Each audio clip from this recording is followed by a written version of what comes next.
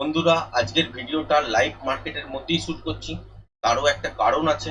গতকালকের ভিডিওতে আপনাদের সাথে শেয়ার করেইছিলাম এই নিফটির ক্ষেত্রে 24,042 এই রেঞ্জটা কিন্তু খেয়াল রাখবেন। এটাকে যদি ব্রেক করে তলায় পড়ার জন্য রাস্তা কিন্তু খুলে যাবে।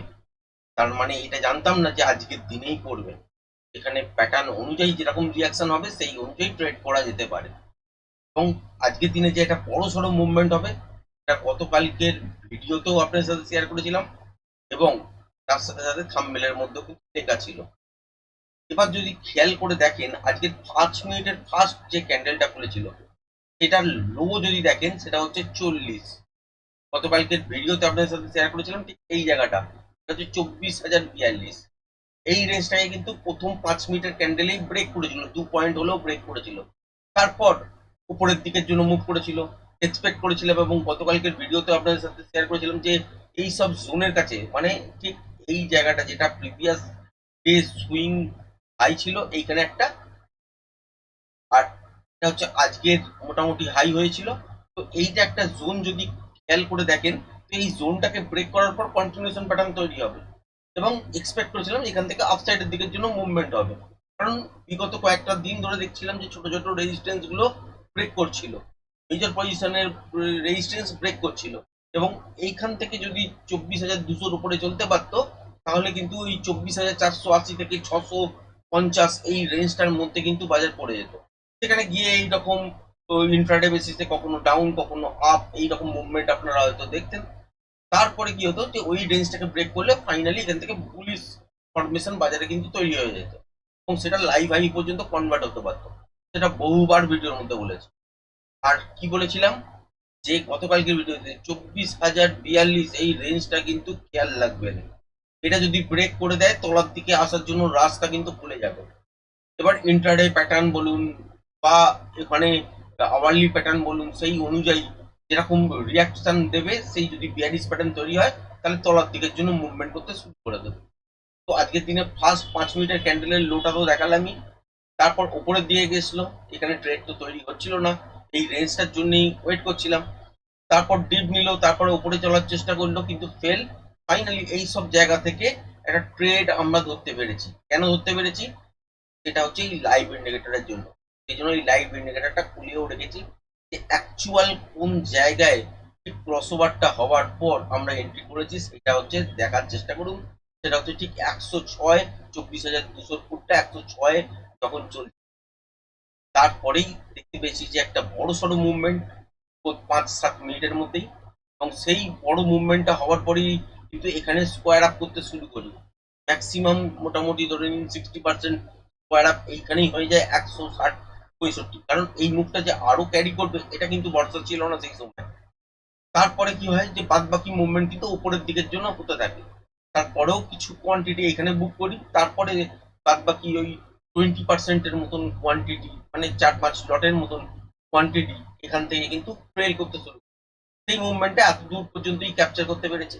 তারপরও বাজার তলার দিকে উপরের দিকে করতে করতে উপরে এখন দেখতেই পাচ্ছেন এবং উপরের দিকে 340 পর্যন্ত গেছে। কিন্তু এত বড় মুভমেন্টকে ক্যাপচার করা সম্ভব নয় আমার পক্ষে। পাটে পাটে সম্ভব হয়েছে। সেটা হচ্ছে একটা হচ্ছে এই জায়গাটায় 165-র কাছাকাছি, তারপরে 220-র কাছাকাছি, তারপরে হচ্ছে এখানে 280-র কাছাকাছি। ব্যাস, এর বাইরে কিন্তু আর ক্যাপাসিটি নেই যে এটা 340 পর্যন্ত দেখার। এরপরে এক্সপেক্ট করছি যে আর কিছু বিশেষ কিছু হবে না আজকের বাজারে। হ্যাঁ, তলার দিকের জন্য ডিপ নিতে পারে, তারপর আবারও দেখতে পারেন একটা বাউন্স। ব্যাস এই চলবে হয়তো খুব জোর।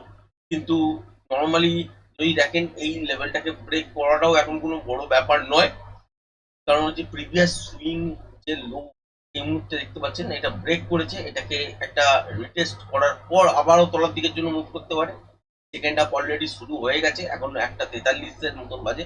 টাইম দেখালে হয়তো বুঝতে পারবেন যে 1:43, 43-44 সেকেন্ড এইরকমই চলছে। তো এই মুহূর্তে বাজারের মধ্যে সিচুয়েশন দেখেন এখনো পর্যন্ত কিন্তু ইন্ট্রাডে বেসিসে নেগেটিভ। আর আওয়ারলি টাইম ফ্রেম যদি দেখা যায় তাহলে হচ্ছে এখানে 23,820 এই জায়গাটা একটা সুইং আছে, এই তো নেমে আসতেই পারে বা এটাকেও ব্রেক করতে পারে, সেটা বাজারের ওপর।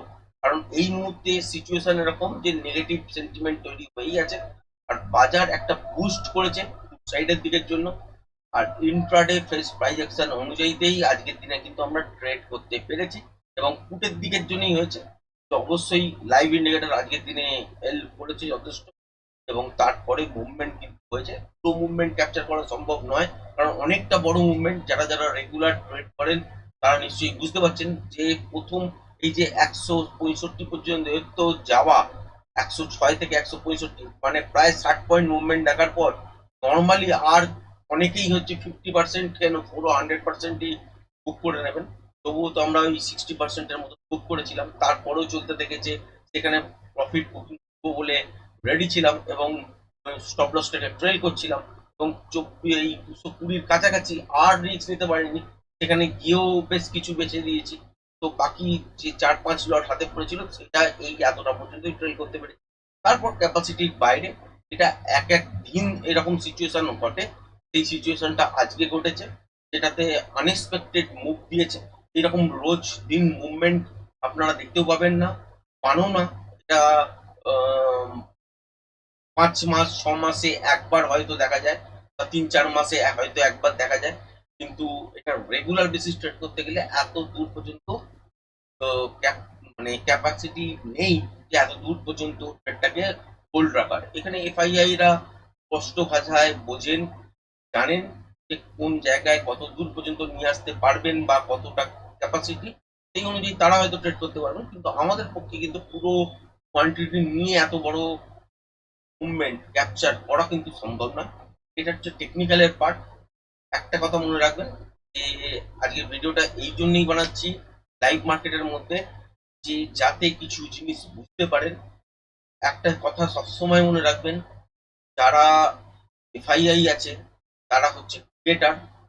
তারা কিন্তু এই আপসাইডের দিকের জন্য, এই মুখটা উপরের দিকের জন্য হতে পারত, এই রেঞ্জটা ব্রেক করে সাস্টেন করতো। কিন্তু এই এই জায়গায় ফল যে প্রচুর আহ, বাজারের মধ্যে অনেকেই ধরে রেখেছেন রিটেলার, সেটা তারা ওই জায়গাতে বসেও কিন্তু বুঝতে পারছে। মুভমেন্ট কিন্তু এইসব জায়গা থেকে ঘোরানোর চেষ্টা করেছে, এবং আজকের দিনে যেটা আমরা মনে করছিলাম যে আলটিমেট বাজার হয়তো এখান থেকে ব্রেকআউটের পথে যাবে, অ্যাকচুয়াল হচ্ছে 24,600 এই রেঞ্জটা ব্রেক করলে অ্যাকচুয়াল ব্রেকআউট হবে সেটা বলতে পারি। তার আগে ছোট ছোট রেজিস্ট্যান্স গুলো ব্রেক করছে, তো বাজার পজিটিভের দিকে যাচ্ছে। এবং নিউজ কিন্তু চলছে, আপনারা দেখবেন যে নেগেটিভ, সেই সেন্টিমেন্টটাকে কাজে লাগিয়ে কিন্তু আজকের দিনে ট্রেড হয়েছে। খুব বড় মুভমেন্ট পাওয়া গেছে, এবং পার্টে পার্টেই ক্যাপচার করা সম্ভব হয়েছে। এর থেকে বেশি কিছু বলা যায় না, কারণ আমরা হচ্ছি ফলোয়ার, আমরা ক্রিয়েটার নই। তো আমরা চ্যাটের মধ্যে যেই যে জিনিসগুলো দেখতে পাবো সেই অনুযায়ী রিয়াকশন দিতে পারি, আর সেখানে বেশ কিছু মুভমেন্ট ক্যাপচার করতে পারি। পুরো মুভমেন্টটা ক্যাপচার করা কিন্তু সম্ভব নয় একটা সাধারণ রিটেল ট্রেডারের। যারা যারা হয়তো ক্যাপচার করে আপনাদের দেখাবেন, তারা অনেকেই হয়তো অনেক কিছু ভুল বলবেন, কিন্তু আলটিমেট যদি সিচুয়েশনটাকে বোঝেন, তাহলে আজকের দিনের ট্রেডিং সেট আপ হয়তো আমরা এই সব জায়গার পর থেকে হয়তো এন্ট্রি করার সুযোগ পেতাম, কারণ এই সুইং লোটা ব্রেক করার পরে। কিন্তু সেখানেও আমরা রিটেস্টের জন্য ভাবতাম, কিন্তু আজকের দিনে লাইভ ইন্ডিকেটর খুব সুন্দর হেল্প করেছে, যেটার ফলে এই জায়গাটা থেকেই আমরা 106 একদম বেস জায়গা থেকেই ধরার চেষ্টা করেছি এবং পেয়েওছি। এবং সেই মুভমেন্টটাই কিন্তু উপরের দিকের জন্য আজকের দিনে একটা বুস্ট করেছে। তো মুক্ত ক্যাপচার করা সম্ভব নয়, পাটে পাটে করে ক্যাপচার করা সম্ভব হয়েছে এত দূর পর্যন্ত। তো লাইভ মার্কেটে ভিডিও করার উদ্দেশ্যই হচ্ছে এটা আজকের দিনে, যে কালকের জন্য নর্মালি এই মুহূর্তে বসে কালকের দিনের জন্য প্রেডিকশন করা যাবে না। আজকের মার্কেট ক্লোজ হয়ে গেলেও প্রেডিকশন করা যাবে না, এইটুকুনি বোঝার চেষ্টা করুন। কারণ আজকের দিনে যে মুভটা হয়ে গেছে, কালকের দিনে এটাই অ্যাডজাস্টমেন্ট হবে। অ্যাডজাস্টমেন্ট হতে গেলে রেঞ্জ বাউন্ড সিচুয়েশনই হয়ে যাবে। এবার হচ্ছে বাজারের মধ্যে উম, আহ, যখন ট্রেড করতে বসবেন কালকের দিনে, যখন নতুন ট্রেড করতে বসবেন, তখন দেখবেন বাজারের মধ্যে ইন্ট্রাডেতে ফ্রেশ প্রাইস অ্যাকশন অনুযায়ী কিছু না কিছু প্যাটার্ন তৈরি করবে। সেই অনুযায়ী ট্রেডিং সেটা হবে। এখান থেকে আপনি বলতে পারবেন না যে এখান থেকে গ্যাপ আপে খুলে যাবে, খুলে গিয়ে উপরের দিকের জন্য বাজার আবার পুরো মুখটাকে ওয়াইপ আউট করে দিয়ে 24,160, 180 বা 200-র উপরে কন্টিনিউ চলতে থাকবে, বা 200-র উপরেই গ্যাপ আপ হয়ে যাবে। বা এখান থেকে বলতে পারবেন না যে এখান থেকে তলার দিকের জন্য মুভমেন্ট হবে না, বা এই মুহূর্তে দাঁড়িয়েও এখন 1:49 এই মুহূর্তে বাজে, তো এই মুহূর্তে দাঁড়িয়েও নর্মালি আমি এখান থেকে বলতে পারি না যে এইটা এই মুভটা আরো বেশ কিছু টাইম আছে, সেখানে এই ছোট বাউন্সের পর 23,819 পর্যন্ত আসবে না। এখানে যতটাই তলায় পড়ুক না কেন বা উপরের দিকে বাউন্স করুক না কেন, কালকের দিনে ইন্টারডে ফেস প্রাইস অ্যাকশনের ওপরই কিন্তু ডিপেন্ড করবে, এবং আজকের দিনে যে লোটা লাস্ট হবে এইটার একটা ভূমিকা থাকবে কালকের বাজারে। কিন্তু কালকের বাজারে ওভারঅল রেঞ্জ বাউন্ডই থাকবে, এইটুকুনি কিন্তু কনফার্ম ধরে নিন। তো আজকের বাজারে খুব সুন্দর মুভ দিয়েছে, এই দেখালাম ব্যাংক নিফটি তো খুব সুন্দর মুভমেন্ট হয়েছে। তো আর চর্চা করছি না, ভিডিওটাকে বড় করছি না, এটাই দেখানোর ছিল যে কত সুন্দর মোমেন্টাম বাজার আজকের দিনে দিয়ে গেল এবং ক্যাপচারও করা সম্ভব হয়েছে। তো আজকের ভিডিওটা এই পর্যন্ত রাখলাম, ধন্যবাদ।